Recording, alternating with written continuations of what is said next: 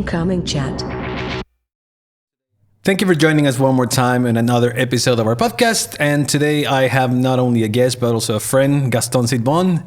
And just to give it a little intro, Gaston, first of all, Gaston is a friend, like I said, and he was a bit of an inspiration for me to start with my own business. And I listened to Gaston's story a long time ago in some sort of event. And I was like, wow, like you can really take this, take the leap and take the step. So, but I'm going to let you introduce yourself in a better way, Gaston. So take it away. Well, thank you. I appreciate that introduction. Let's see. I've got a lot of experience, just like you, but everybody's got their own path. I've traveled a lot. I was with the military for a long time. I got out, went into finance, got knee deep in finance, found that the environment just wasn't what I was hoping for it to be. It didn't work the way that I wanted it to work, and so I was just looking for something that I could leave my fingerprints on, and I got into coffee. Okay, that's one of the things that I was like, how the hell you go from talking to people who's willing to invest in stuff to start your own brand? Because it's not just that you sell coffee. You have a brand. You're creating a brand of a roastery, if you want to call it. I don't know what's the name of it. Something like that. But and in a very competitive market. I mean, coffee's everywhere. So red ocean, as some people like to call it. Yeah. Like, why coffee? Why did you take that? Well, coming from finance, I was actually working as a trader for a while. So we used to trade bonds, commodities, and things like that. And the biggest traded commodity in the world is oil. I can't refine oil, but the second biggest traded commodity is coffee. Jesus. And there's a guy I saw a TED video while I was working at the bank because I could basically... Because you didn't really work that much. Yeah. And this guy basically on TED, he slapped a stainless steel drum onto a barbecue and attached a motor to it and created a coffee roasting machine. And I'm not like a coffee fanatic or anything, but I like building stuff. And I said, well, I can do that. But how much does a roaster cost? And the average price for a roaster is like $15,000, $25,000. The average price for a barbecue is probably about like $100, $150. So I said, I can do that, but I can do it better.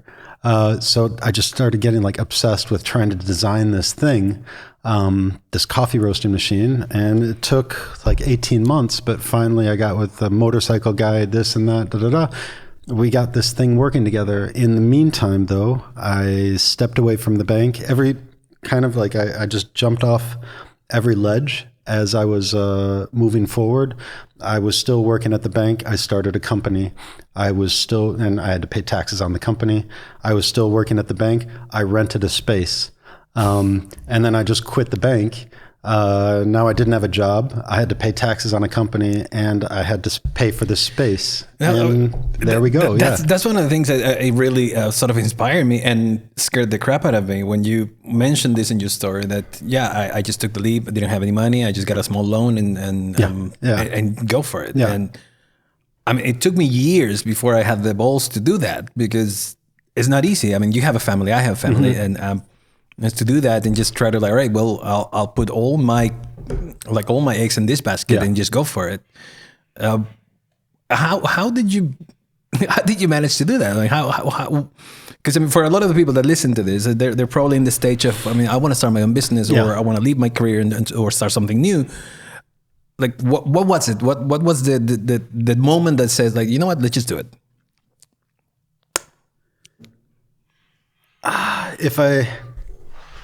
If I didn't, I felt cornered. Basically, I felt like I painted myself into a corner.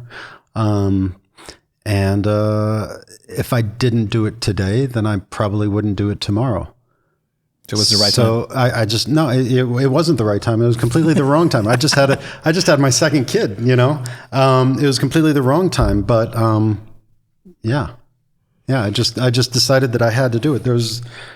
There was no other choice. At the job, the job that I was doing at the time, I felt like the environment was great, the paycheck was great, everything was fine, but I felt like a windshield wiper. And every day I would come in, I would press the red button, whatever it is that I was doing. And the windshield wiper would go one way, the rain would go away. And then the next day, the rain would come back. I would press the red button and the windshield wiper would go the other way. I know the feeling. Yeah. Now, you left all of everything. It's not just about the coffee. Like I was very surprised even before meeting you. You were the first person I saw in Facebook doing Facebook Live with just your face talking about your product, and I'm like, who the hell is this guy? Who do you think he is? To just put his face and say like, look, you were not talking about how great your product was or whatever. It was just like, look, come, give it a try. Yeah. And the way you connected to the people that you were talking about, it was so real, and that's what I was very interested in. Like, who is this guy? Like, how could I not look at all this? You know what I'm saying? I didn't want to bring it up, but yeah, it was like, who's this ugly guy? That's her. But talking about the brand, I mean, you created G Coffee from the scratch. I mean, it's completely your product, and you're not only the owner, but you operate everything in it. But when you're building the brand, what did you think? It was the first thing you wanted people to remember from G Coffee or from your brand.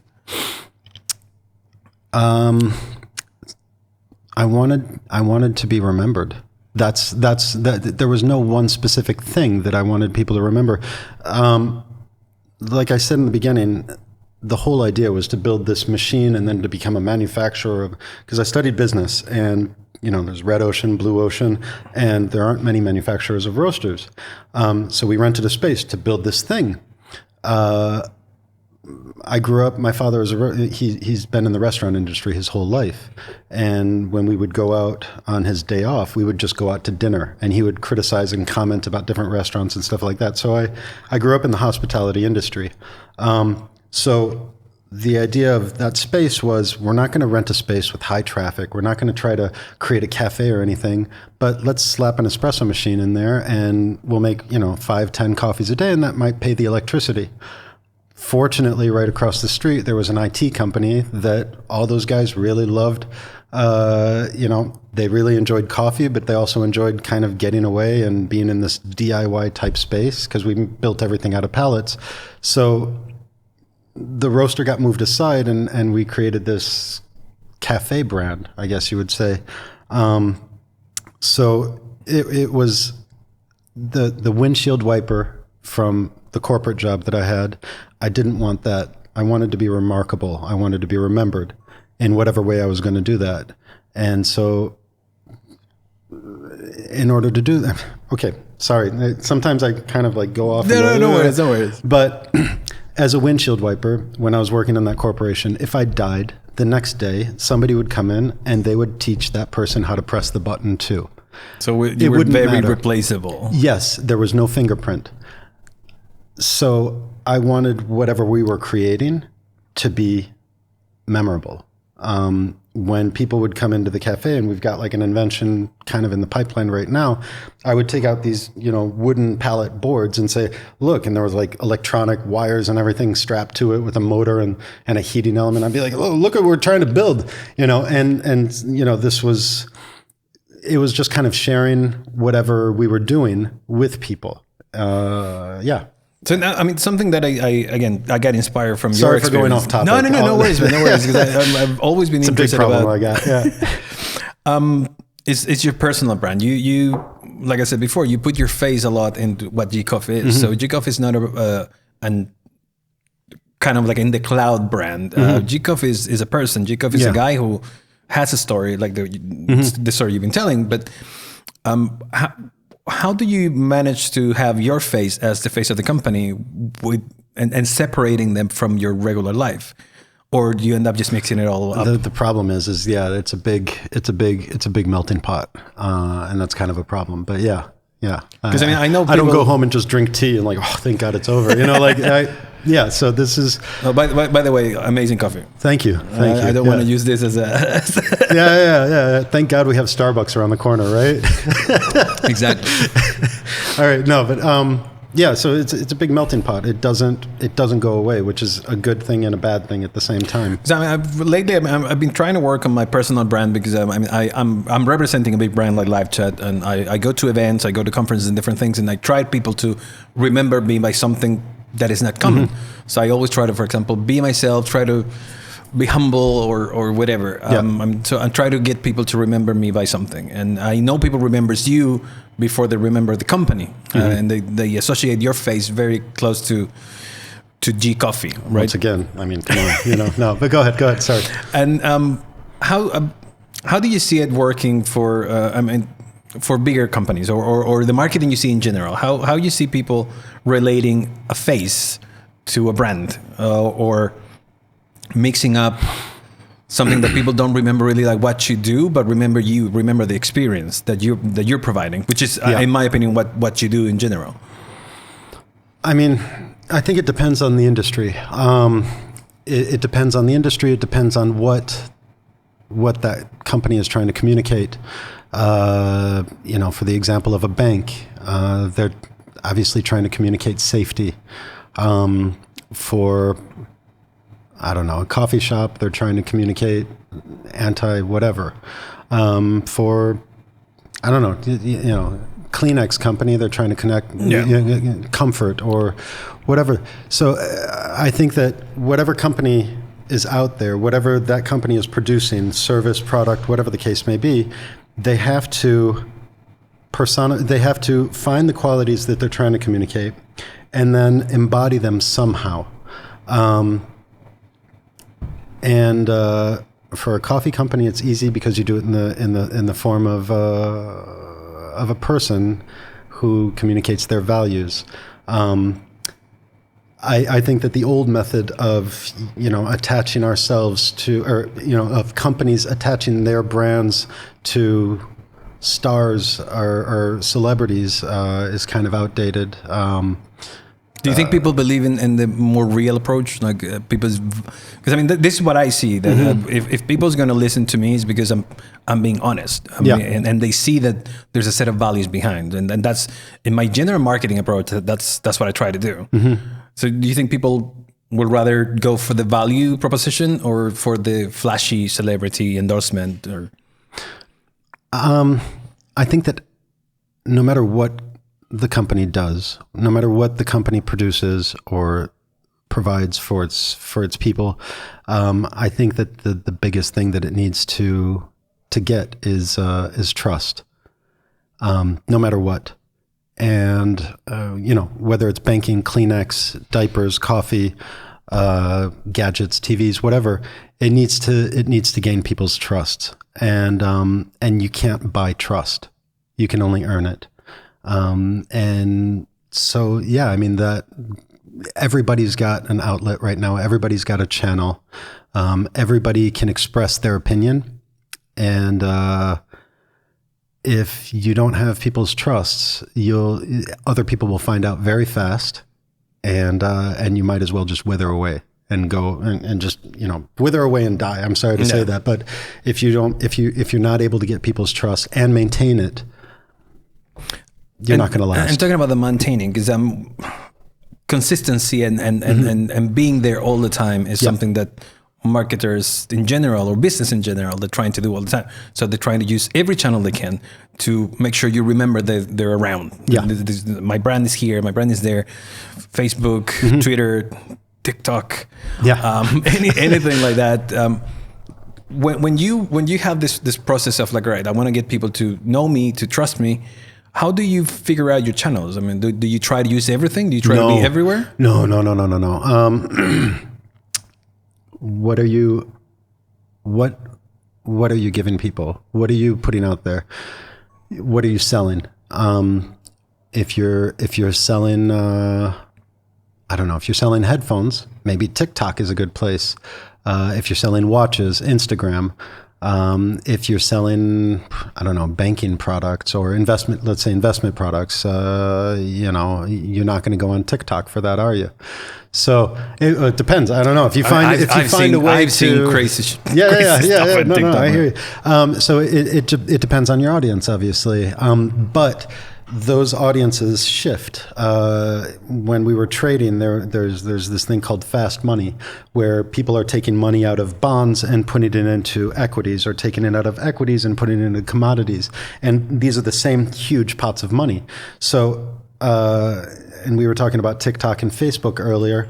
The grandma effect that took place in Facebook, is that grandma effect going to take place in TikTok?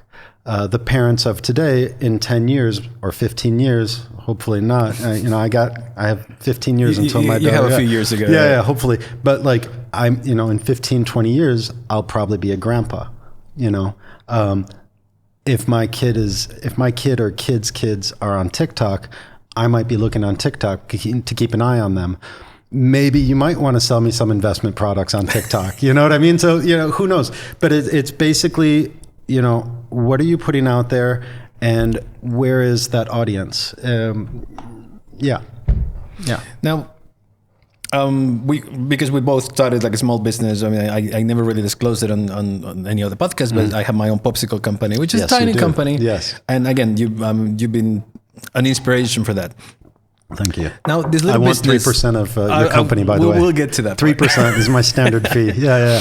But one of the things I've been sort of fighting with is, right, you have this small business, and I'm going to try to compare it with a startup. Yeah? I have a small physical business that's very analog, and there's always someone will come with, I can invest in your business for half of the business, and it's get very tempted to give you $3 million for, you can do your coffee stuff for 3 years without having to pay anything. You have money, but then they'll take a big chunk, right? It's a big way it's a big temptation. Yeah. I know you've said no already to a few places, and $3 million a couple times. To tell you the truth. Yeah. I wish. But how do you see it? Because you've been doing this yourself. I mean, you do have a few people working with you, it's mostly you. And, but I do want to say this is I wouldn't be able to. I wouldn't have been able to make it anywhere along this road if it weren't for having people on board that were entirely dedicated to it. Whether or not they're still with the company, whether or not even we talk on a regular basis, no matter what you're going to be making, you can't make it alone. You need people with you that you can trust. I mean, trust is the thing that is defining marketing, and it's been defining marketing all the time. There's just people some sort of forgot in the middle of the way, and this is what I see the people when we talk about growth of companies and stuff. Everybody's focusing on the channels. Everybody's focusing on putting stuff out there. Yeah, but they forget about the message. Yeah. If you have to sort of resume, like as a coffee company, you're a company. What's the main message? Like, what's the thing you feel that people is trusting, or the way people is thinking, all right, screw Starbucks, I want to try this guy's coffee? We've got a marketing plan this year. And I'm going to bring this up because I'm really proud of it.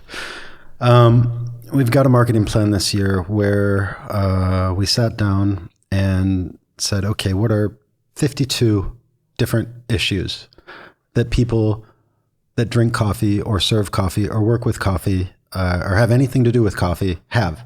52 issues, whatever they may be, 52 topics. And we just kind of sat down and wrote them down. And so my job every week is to write about one of those 52 topics. On Sunday, we post it simultaneously on Google My Business and on our website as a blog post. And then throughout the week, we drop them in on Facebook and on Instagram in different ways. And this is our plan week by week over this next year, and we're going to try this thing out. These blog posts are written from our perspective. They're not scientifically accurate. I'm like, we're not lying in them or anything like that. Yeah. These are opinions. But there are personal opinions, there are personal perspectives, and I think the more you share of yourself openly, the more people get to know you, and the more people get to know you, that's when they can make that decision whether they trust you or not. and whether they trust your company or not. So by consistently just putting out our perspective, we get to share ourselves more with people, and by sharing ourselves more with them, then they get to know us better, and trust might build or it might not build.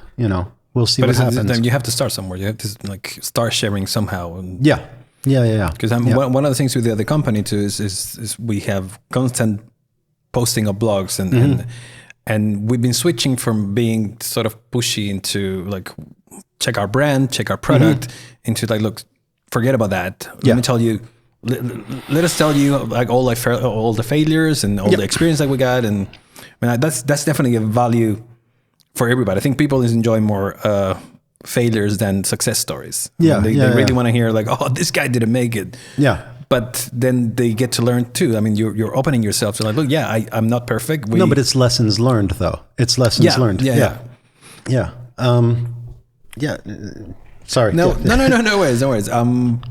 One of the things I wanted to ask you a very resume or very job interview question. 5 years from now, where's the company going to be, or where you want it to be? I don't know. I have no idea. I think that's the best answer ever. Yeah, I mean, because I'll tell you 3 months from now where I want us to be. I want us to be launching our product on this new product on Kickstarter.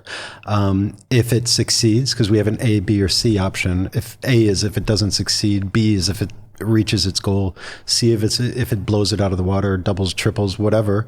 I would rather B or C option 6 months from now. A year from then, I don't know. So we'll see.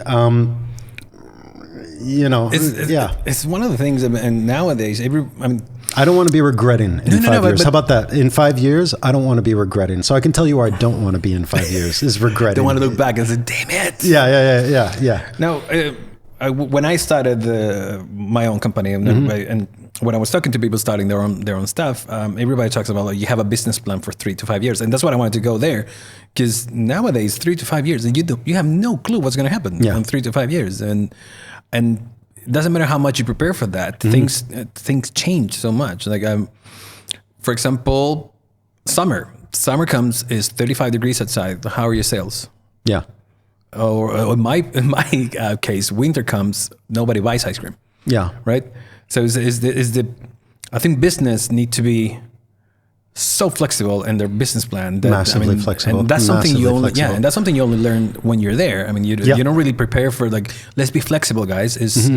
You're gonna hit a wall and then we need to turn left or right or whatever, and that's when the hard decisions come. Well, okay. There's this guy that I know. You might know him as well. Yeah, you do know him.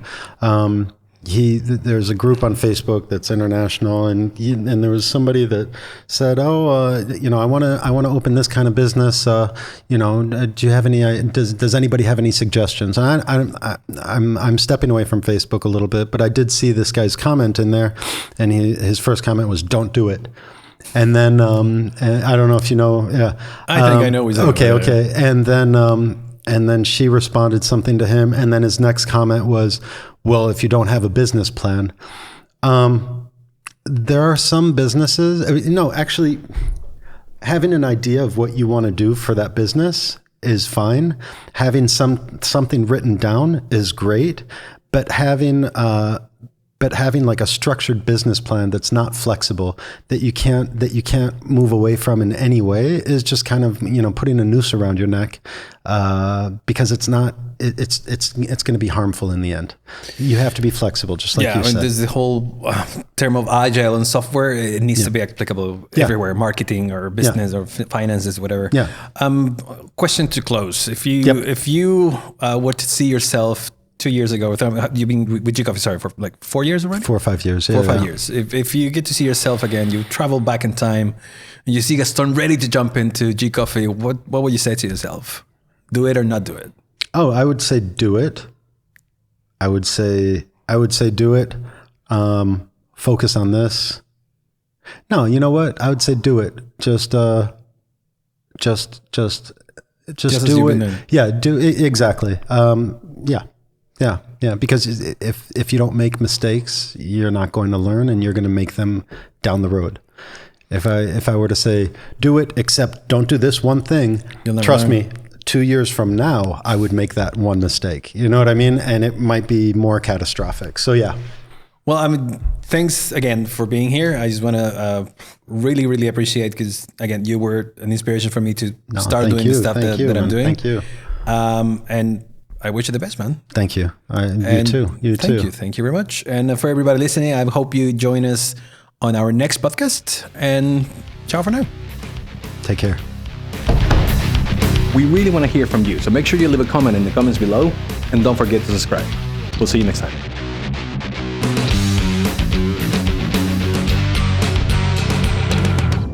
Incoming chat.